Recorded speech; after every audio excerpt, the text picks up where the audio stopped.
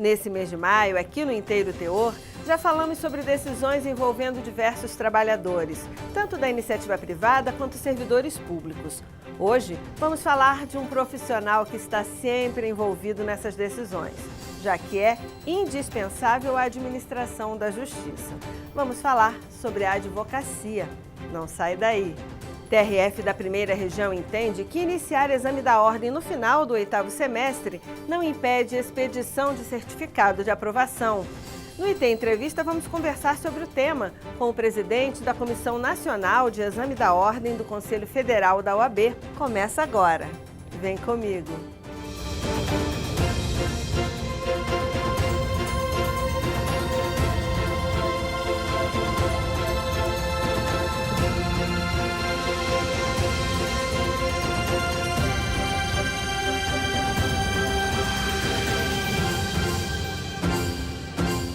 Em geral, a regulamentação de uma atividade profissional é estabelecida a partir de leis que definem deveres e garantias para os profissionais, bem como a fiscalização de suas atividades. A regulamentação também define requisitos, competências e habilidades que o profissional deve ter para exercer aquela atividade. No caso da advocacia, passar no exame unificado aplicado pela Ordem dos Advogados do Brasil é a forma de ingressar na carreira. E um dos critérios para a realização dessa prova é estar cursando o último ano do curso de Direito. Uma regra que foi flexibilizada na Justiça. Confira com Ana Paula Souza.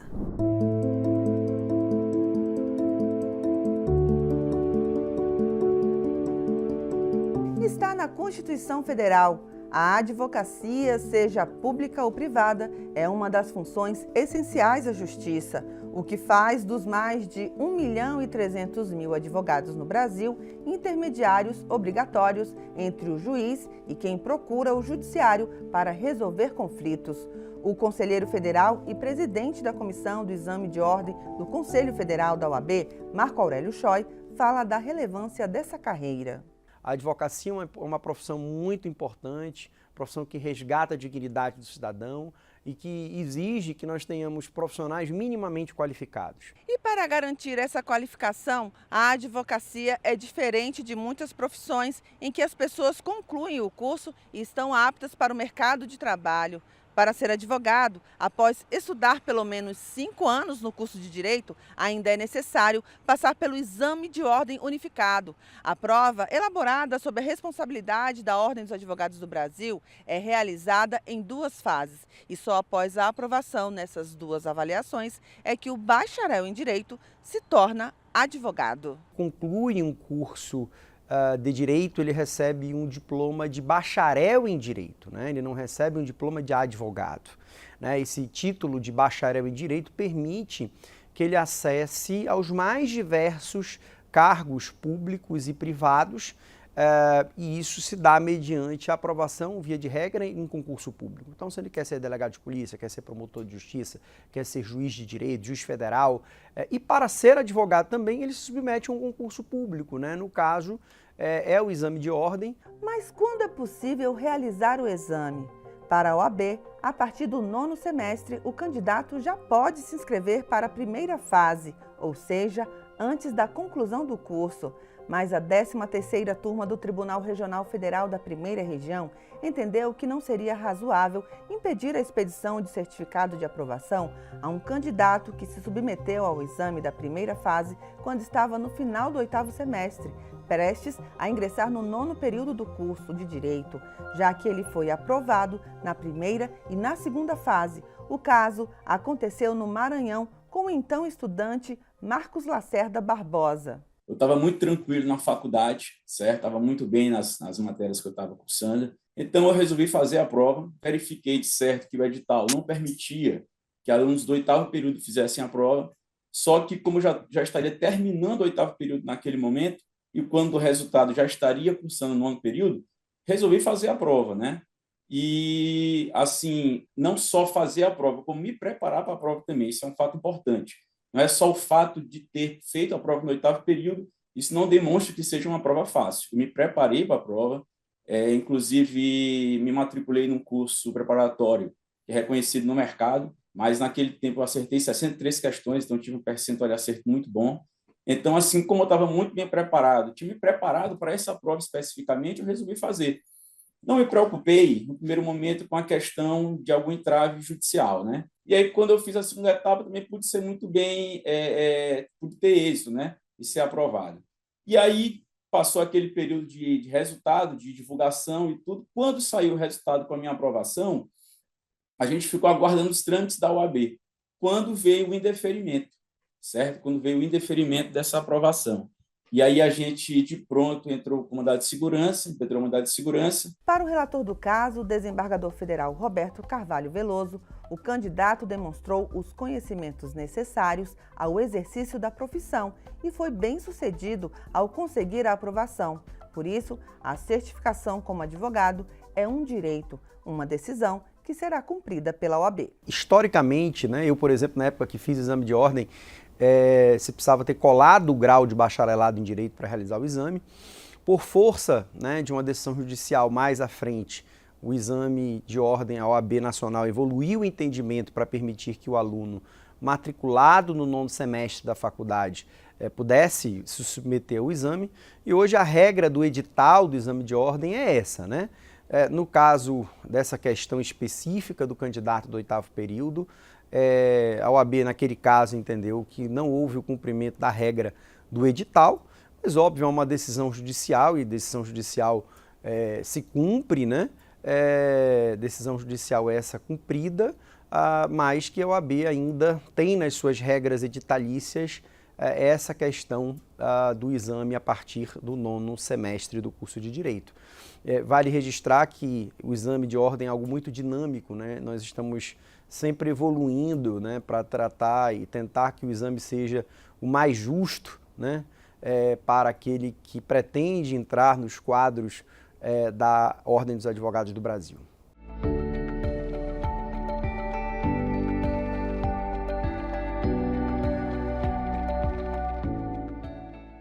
Passar no exame de ordem é a concretização de um sonho para estudantes e recém-formados em Direito. E a gente fala agora com Marco Aurélio Choi, presidente da Comissão Nacional de Exame de Ordem, que juntamente com a Coordenação Nacional do Exame de Ordem Unificado, organizam essa avaliação. Confira com Ana Paula Souza. Olá, como anunciado pela Adriana, nós vamos aprofundar mais um pouco esse assunto sobre exame de ordem com o presidente da Comissão Nacional de Exame de Ordem do Conselho Federal da OAB, Marco Aurélio Choi. Doutor Choi, seja bem-vindo ao INTE Entrevista. Obrigado pela oportunidade. Falar sobre o exame de ordem é sempre um grande prazer. Vamos começar falando sobre a essência do exame de ordem. Qual é a importância dessa avaliação, doutor Choi? Acredito que o exame de ordem é uma ferramenta importante de aferição da qualidade, né, dos futuros advogados e advogadas do Brasil. A advocacia é uma profissão muito importante, profissão que resgata a dignidade do cidadão e que exige que nós tenhamos profissionais minimamente qualificados. E o nosso papel é ter essa responsabilidade com a sociedade brasileira de colocar nos nossos quadros profissionais que venham atender essa legítima expectativa da sociedade de ter bons profissionais aqui. E como tem sido o resultado do exame de ordem? A gente tem hoje um nível de reprovação muito alto, né? Isso é uma grande crítica que a ordem faz à péssima qualidade de ensino de alguns cursos jurídicos no Brasil. Isso é uma reflexão que o exame de ordem nos permite. Não tenho dúvidas de que se esse tipo de exame existisse em outras carreiras, nós íamos ter as mesmas deficiências no ensino jurídico também apontado em outros ensinos de graduação superior no Brasil. O exame de ordem é sim um termômetro da qualidade do ensino jurídico brasileiro. Doutor Choi, o senhor pode explicar para a gente quais são os critérios para aprovação no exame? O exame de ordem é um exame de proficiência mínima, né? Que no caso, na primeira fase, o candidato tem que acertar metade das 80 questões, tem que fazer 40 questões, e na segunda fase, que é uma prova prático-profissional, que é uma prova já dirigida para aquela área de atuação que ele pretende atuar, tem que fazer 60% da prova. Então é uma prova de proficiência mínima que dá condições a uma aferição mínima para aquele profissional que vai adentrar nos quadros da Ordem dos Advogados e vai defender os direitos e interesses da sociedade brasileira. E existe um limite de tentativas? Não existe nenhum limite de tentativas para se fazer o exame de ordem. Em outros ordenamentos jurídicos no mundo há, né? Por exemplo, na França, o candidato só pode fazer 3 vezes, né? De forma que, se ele reprovar, ele vai ter que submeter uma nova graduação em direito, né? No caso do Brasil, não há um limite para a realização dessa prova. Nós, da OAB Nacional, buscamos sempre tornar o exame cada vez mais justo. Na minha época de exame de ordem não existia essa regra, né? Mas hoje nós temos uma regra que é a regra da repescagem, né? O que significa essa repescagem? O candidato que foi aprovado na primeira fase, né, ele vai fazer a segunda fase. Se ele reprovar essa segunda fase, no exame de ordem seguinte, ele já entra na segunda fase. Mas isso só acontece, essa repescagem, ela só pode ser utilizada uma única vez, né? Se ele tiver uma segunda reprovação nessa segunda fase, aí no exame subsequente ele vai ter que fazer a primeira fase tudo de novo. A OAB frequentemente publica um ranking de faculdades nas quais os alunos têm melhor resultado no exame de ordem e lista também as que não têm um rendimento tão bom assim. Como é feita essa avaliação? A OAB, ela tem um selo, que é um selo de proficiência mínima também, chamado selo OAB Recomenda.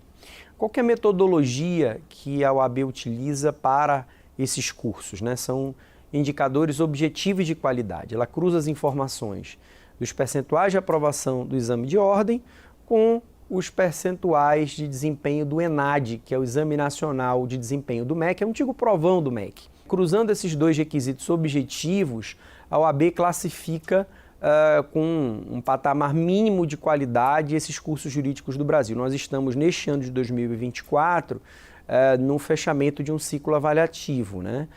Para que o nosso espectador tenha uma impressão, no último ciclo avaliativo de mais de 2.000 cursos jurídicos no Brasil, e sim, nós somos o país que possui o maior número de cursos jurídicos do mundo. Mais de 2.000 cursos jurídicos do Brasil, apenas 193 cursos obtiveram esse selo de qualificação, o selo OAB Recomenda. Isso é um sinal de alerta importante de que boa parte, aí, nem 10% dos cursos de direito no Brasil conseguiram um bom desempenho no exame de ordem no ENAD. Isso é um indicativo muito ruim da qualidade de ensino jurídico brasileiro. Existe alguma preocupação da Ordem junto ao MEC com relação ao descredenciamento desses cursos ou alguma cobrança para que aconteça uma melhora? A OAB procura interferir nesse processo? A Ordem está muito atenta à questão do ensino jurídico no Brasil, né? Infelizmente, nos últimos anos, os pareceres que a OAB dá sobre os processos de renovação e autorização de funcionamento de cursos de direito têm sido classificados como meramente informativos, ou seja, eles não são vinculantes, mas é algo que nós estamos discutindo, né, com o Ministério da Educação no Brasil, para que esses nossos pareceres, nossas manifestações de qualidade dos cursos tenham peso, né, justamente para evitar que esse acadêmico de direito que está investindo tempo, dedicação, para esse projeto de vida, não sofra um verdadeiro estelionato educacional. De fato, é uma questão preocupante. Dr. Choi, em 2010, o exame se tornou unificado em todo o país. O que mudou?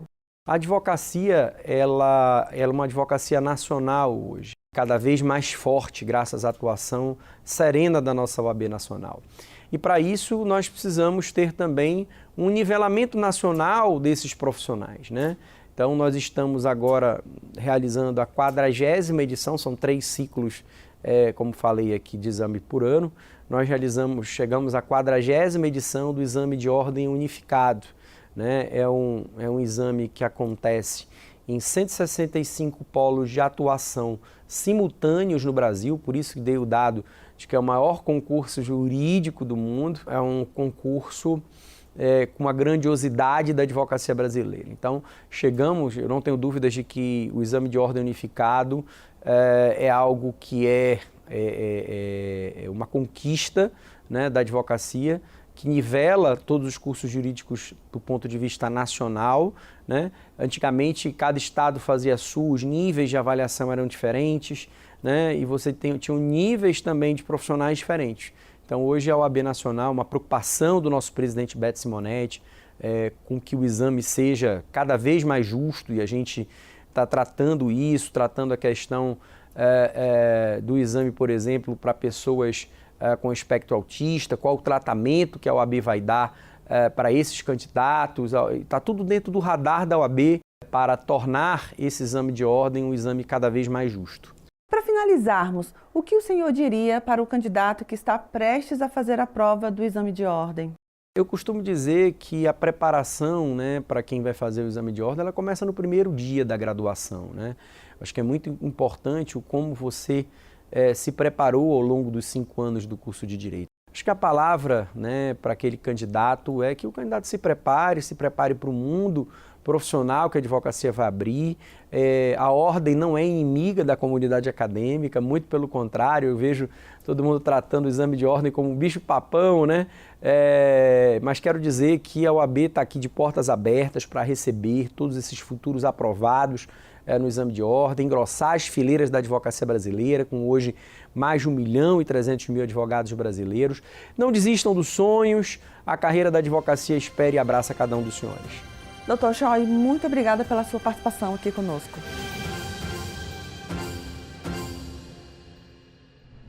Esta edição termina agora, mas continue acompanhando o TRF da Primeira Região no nosso portal e nas redes sociais.